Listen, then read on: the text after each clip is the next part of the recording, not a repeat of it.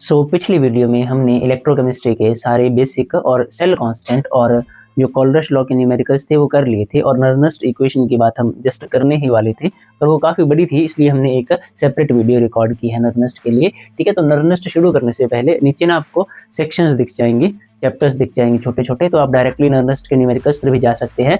पर जिनको बिल्कुल भी नहीं आती या समझना चाहते हैं कुछ बच्चे, तो उनके लिए हम थोड़ा सा बेसिक करवा देते हैं नर्नस्ट इक्वेशन के लिए। तो जैसे इलेक्ट्रोकेमिस्ट्री में हमने बात कर ली थी स्पॉन्टेनियस रिएक्शन की, नॉन स्पॉन्टेनियस रिएक्शन की पिछले वीडियो में। तो जैसे इलेक्ट्रोकेमिकल सेल की बात करनी है हमें थोड़ी सी, इलेक्ट्रोकेमिकल सेल थ्योरी में डायरेक्टली इससे भी क्वेश्चन जो है वो पूछा जा सकता है।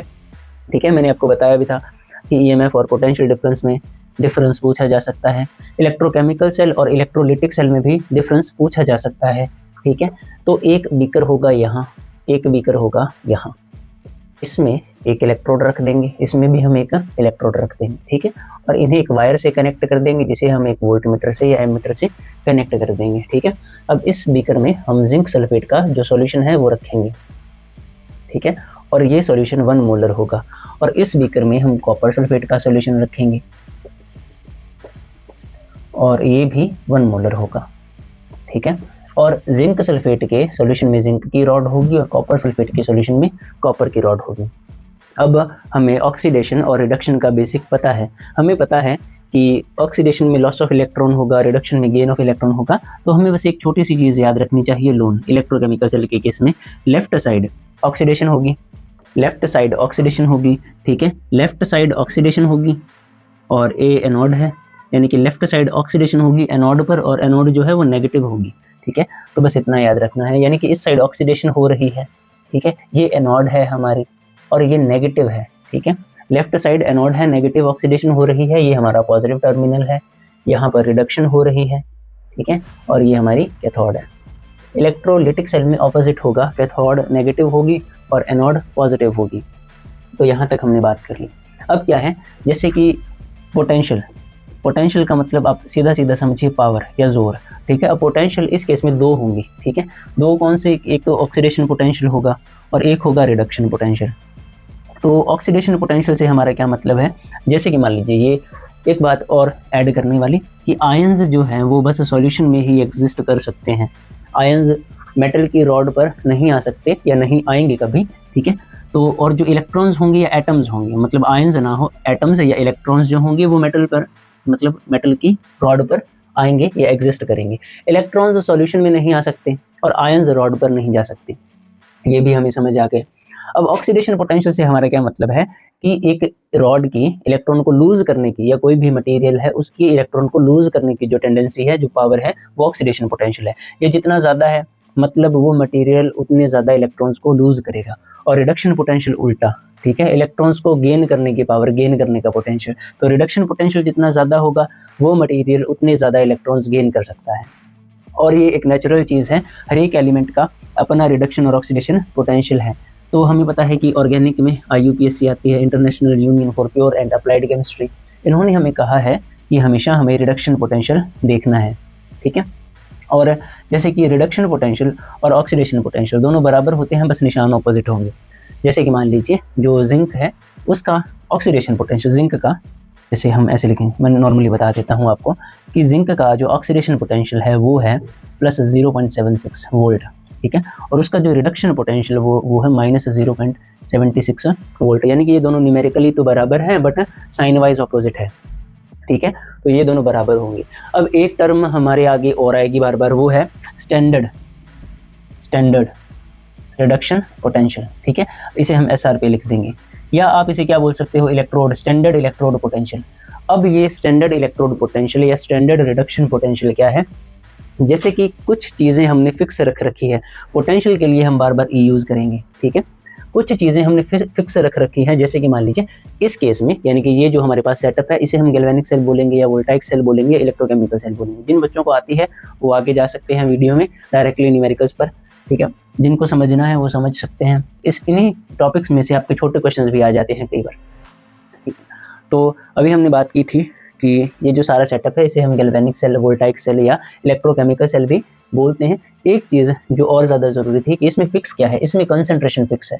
कंसंट्रेशन जो है वो 1 मोलर है।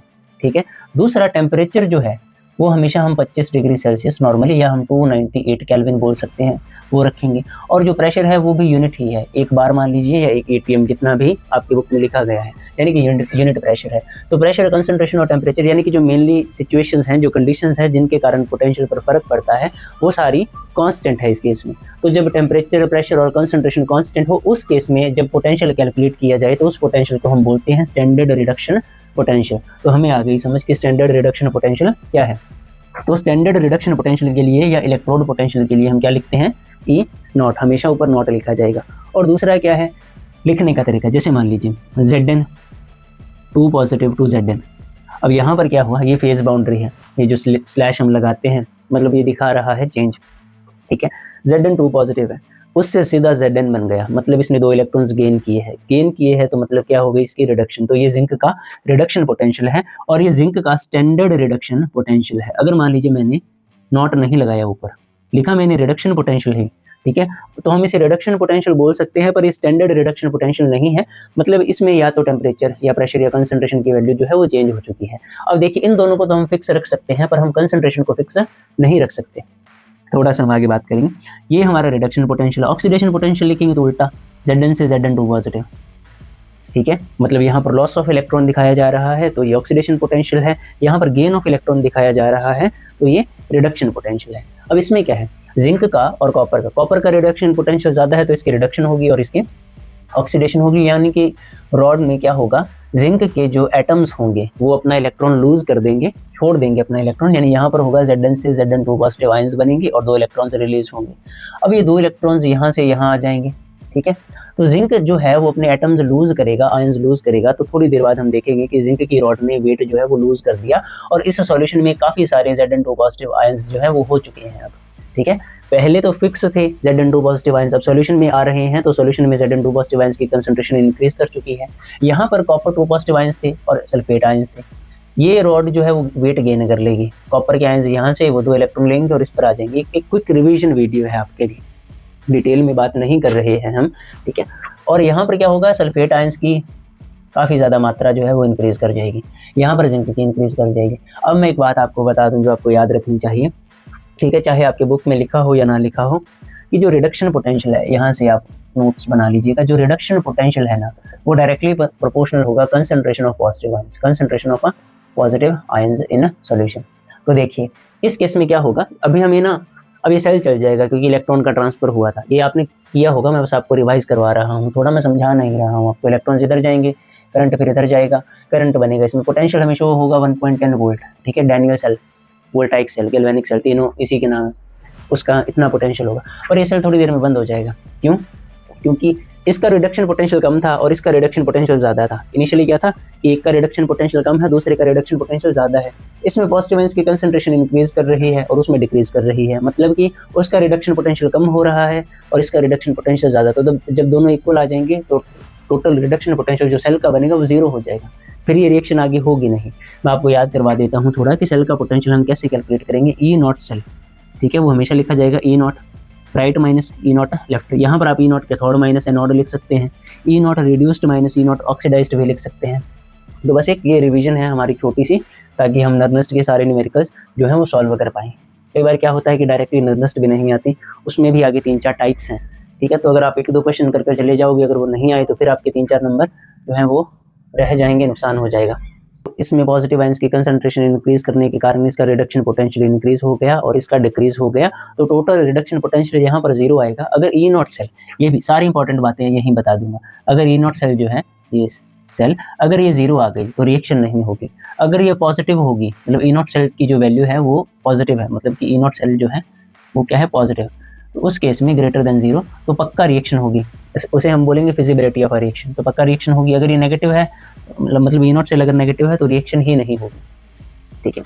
तो यहाँ तक हमें समझ आ गया, सारी बातें हमें समझ आ गई। सेल रुक जाता है तो उसे चलाने के लिए ही तो हम सॉल्ट ब्रिज लगाते हैं। सॉल्ट ब्रिज में क्या होता है, आयंस होते हैं, ठीक है, जैसे कि मान लीजिए KCl और KNO3 जैसे इलेक्ट्रोलाइट्स होते हैं, और इसमें अगार अगार जेलेटिन होता है। तो इसमें अगर अगर जेलेटिन होता है, ये एक इन्वर्टेड यू शेप्ड ट्यूब है जिसको यहाँ से हमने बंद कर रखा है, या अल्ट्रा फिल्टर पेपर से या कॉटन डॉट से, ठीक है। तो ये भी हमें समझ आ गया। यहाँ पर पॉजिटिव आयंस है तो नेगेटिव आयंस आ जाएंगे, यहाँ पर नेगेटिव आयंस है तो यहाँ पर पॉजिटिव आयंस आ जाएंगे, ये सेल न्यूट्रल हो जाएगा। यानी कि जो सॉल्ट ब्रिज है वो इलेक्ट्रिकल न्यूट्रलिटी को मेंटेन करवाता है और इस सर्किट को भी पूरा करता है। ये भी हमारे पास कई बार क्वेश्चन जो है वो आ जाता है।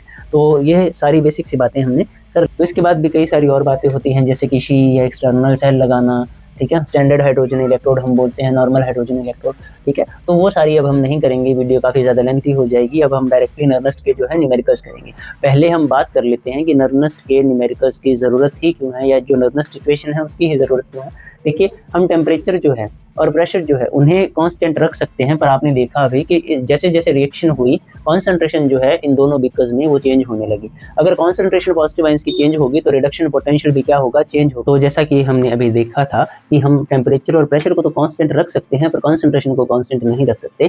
कॉन्सेंट्रेशन जो है हमारी, वो रिडक्शन पोटेंशियल जो है हमारा, वो कॉन्सेंट्रेशन पर डिपेंड करेगा। यहाँ पर कॉन्सेंट्रेशन कम हो गई थी, यहाँ पर ज़्यादा, मतलब जैसे जैसे रिएक्शन होगी वैसे वैसे कॉन्सेंट्रेशन जो है वो चेंज होगी।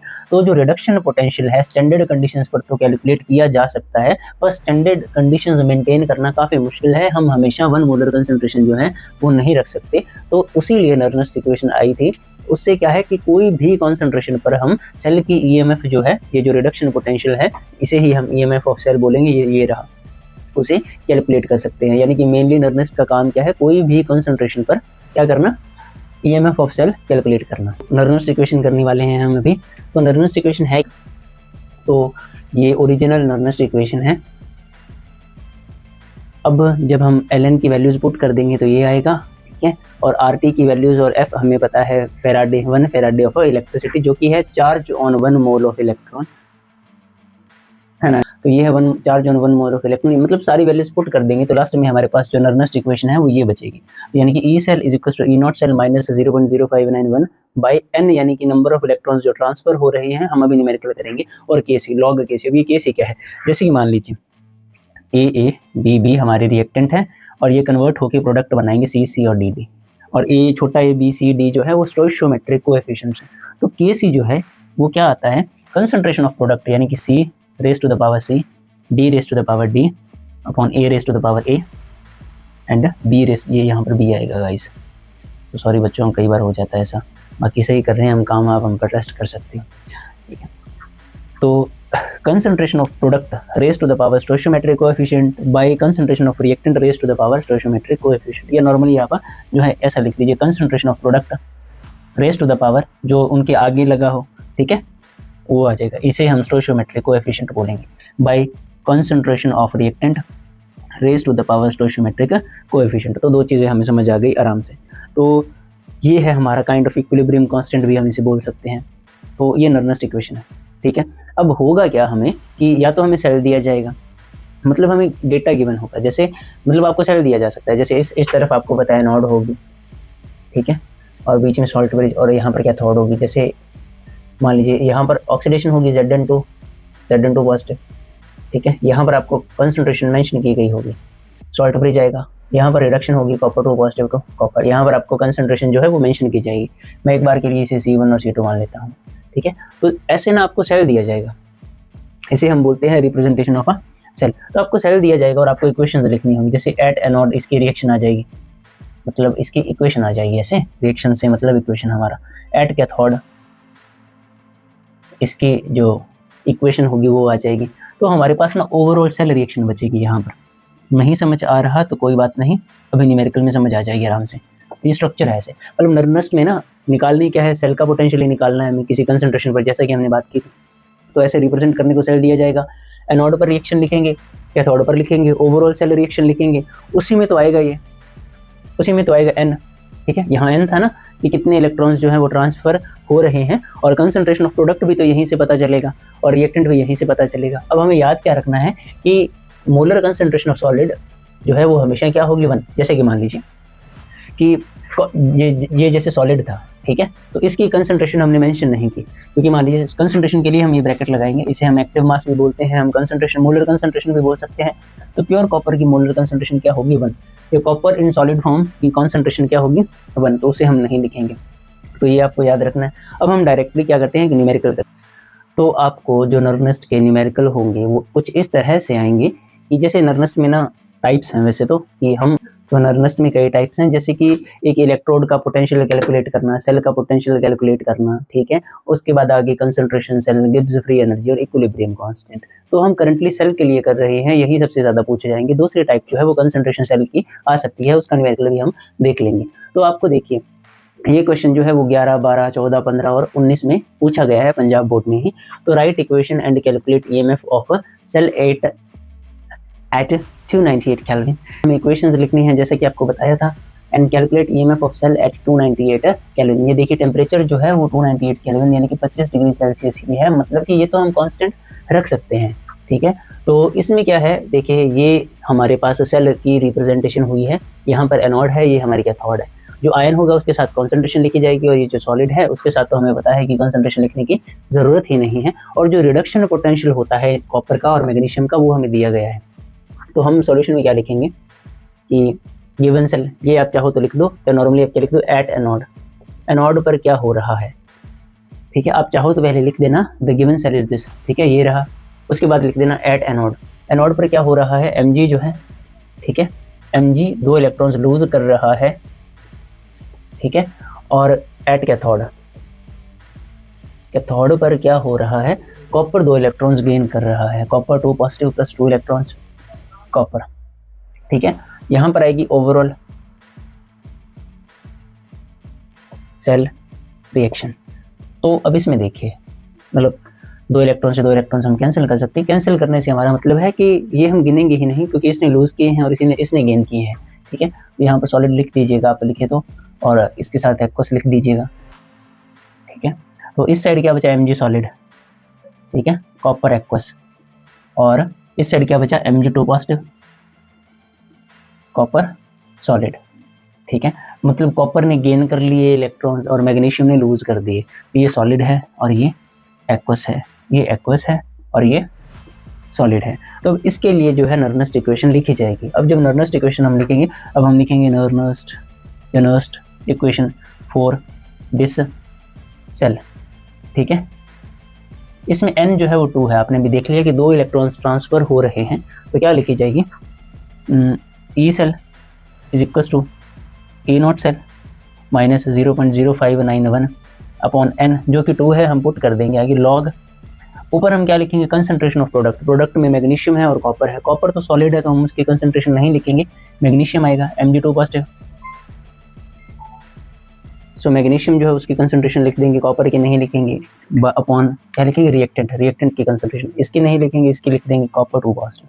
मतलब रिएक्टेंट, प्रोडक्ट साइड जो आयन है वो ऊपर, रिएक्टेंट साइड जो आयन है वो नीचे। तो इतना हमें समझ आ गया, ये कंसंट्रेशंस हैं इन ब्रैकेट्स का मतलब है कि molar concentration of Mg2 positive, जो कि हमें दी गई है आगे, ठीक है।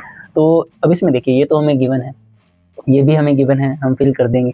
ई नॉट सेल हमें नहीं पता, तो ई नॉट सेल जो है वो हम यहाँ से निकालेंगे। हमें पता है ई नॉट सेल जो है वो हमारा निकलेगा E naught cathode minus E naught anode, यही फॉर्मूला होता है। कैथोड पर देखिए कॉपर है, राइट साइड कैथोड होगी, कॉपर है, कॉपर का जो ई नॉट,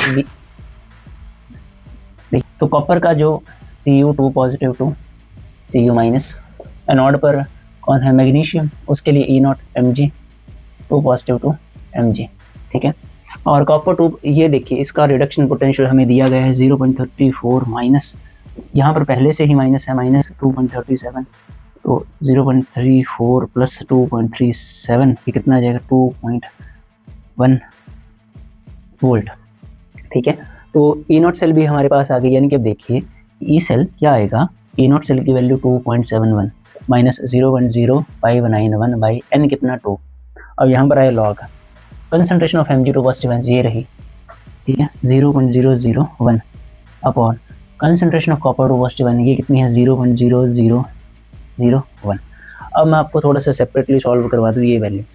अब देखिए जैसे ये वैल्यू है, थोड़ा समझाने के लिए आपको, जैसे ये वैल्यू है 0.001 और नीचे वैल्यू है 0.0001।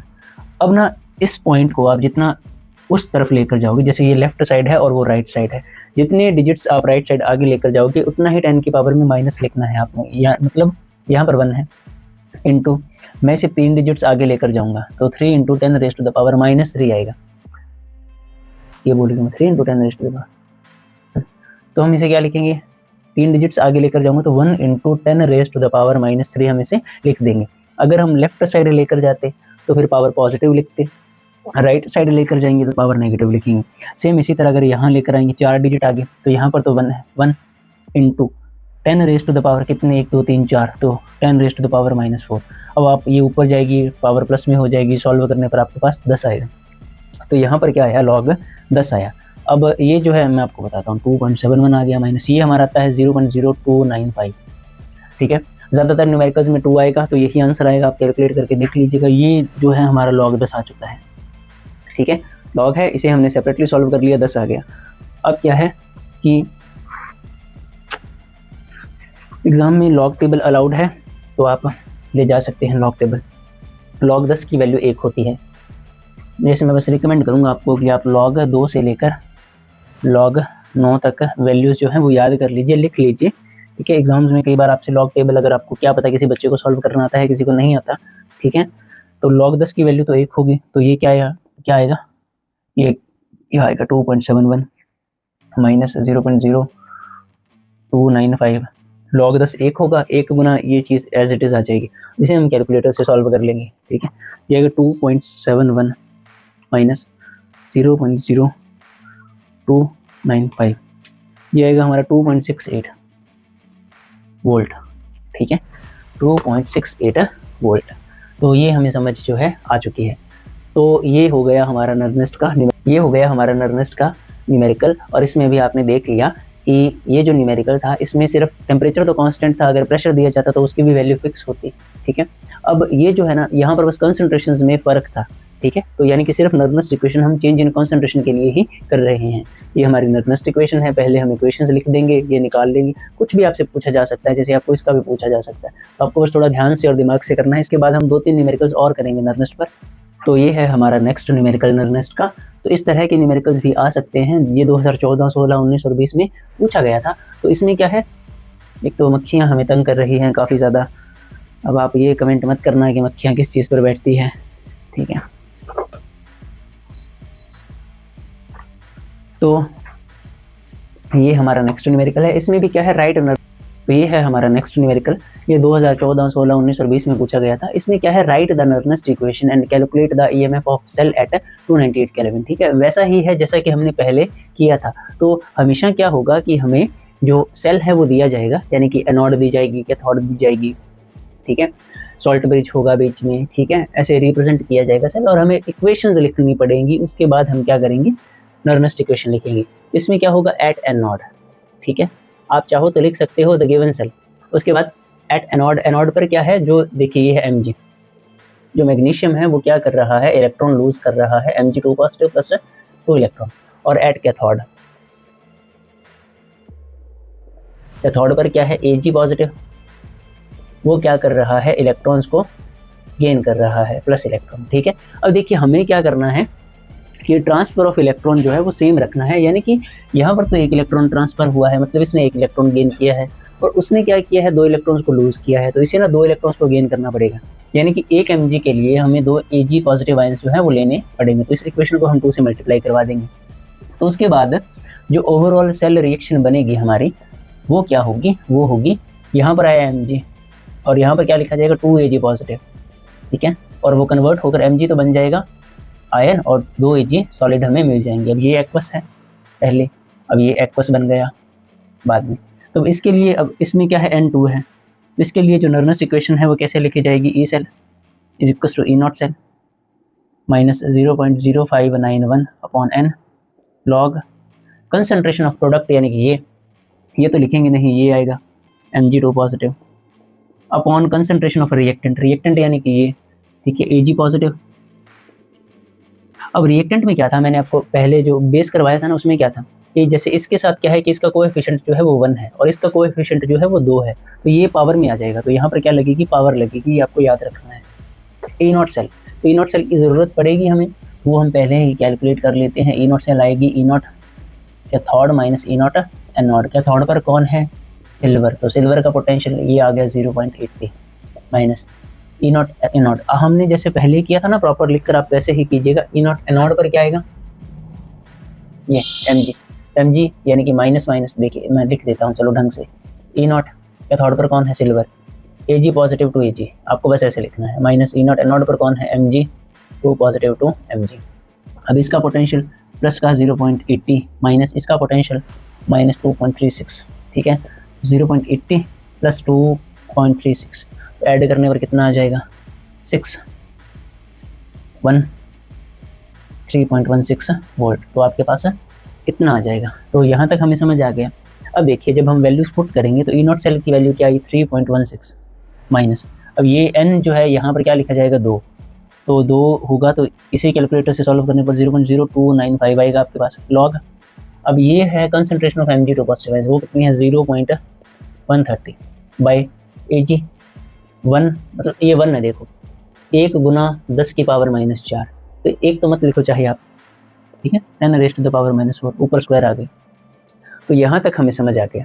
इसके बाद क्या है 3.16 माइनस 0.0295, बस कैलकुलेशंस ही है।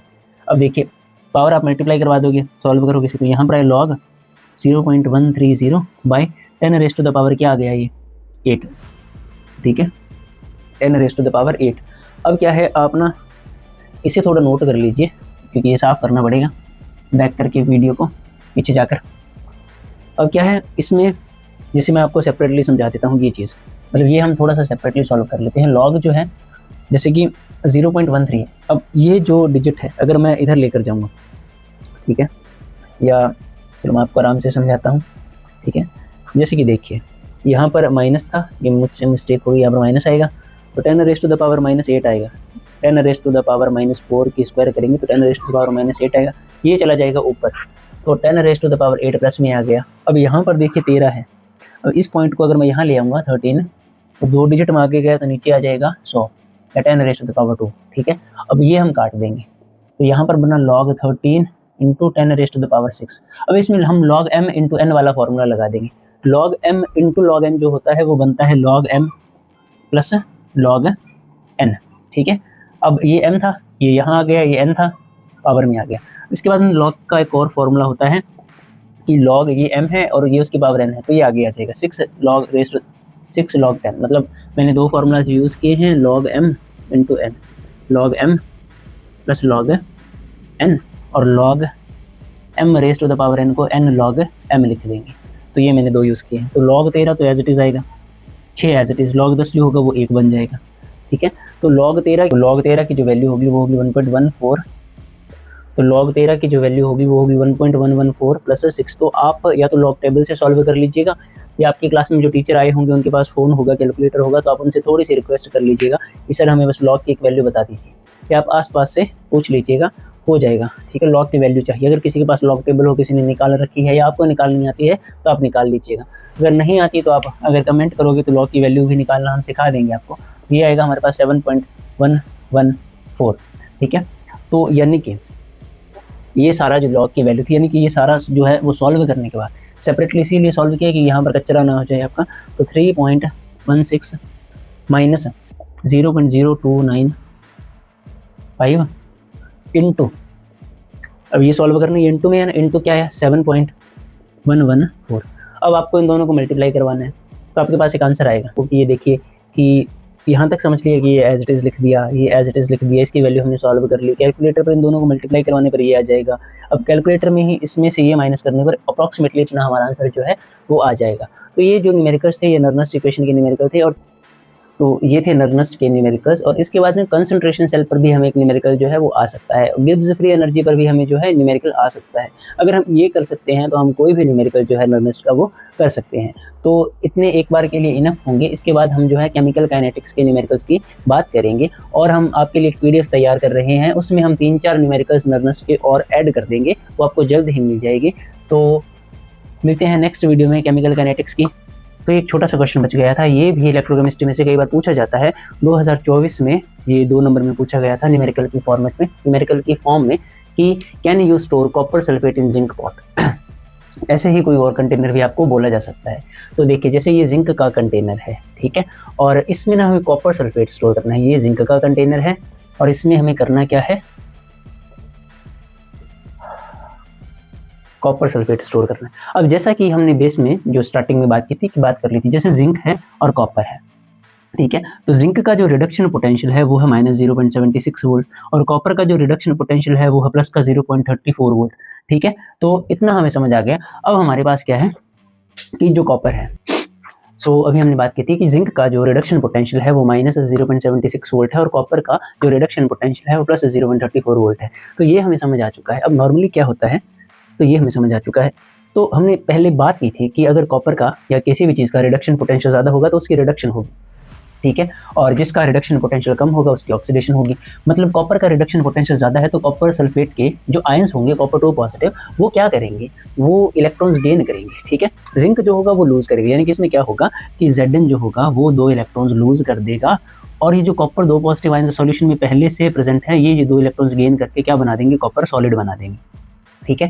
तो इसमें होता है क्या जाएगा, ऐसा ही होगा क्योंकि कॉपर का रिडक्शन पोटेंशियल ज़्यादा है तो कॉपर के जो आयंस होंगे ना वो तो मतलब एटॉमिक फॉर्म में आकर नीचे बैठ जाएंगे और कॉपर सल्फेट का कलर जो है वो ब्लू होता है और कॉपर 2 पॉजिटिव आयंस के कारण ही वो ब्लू होता है।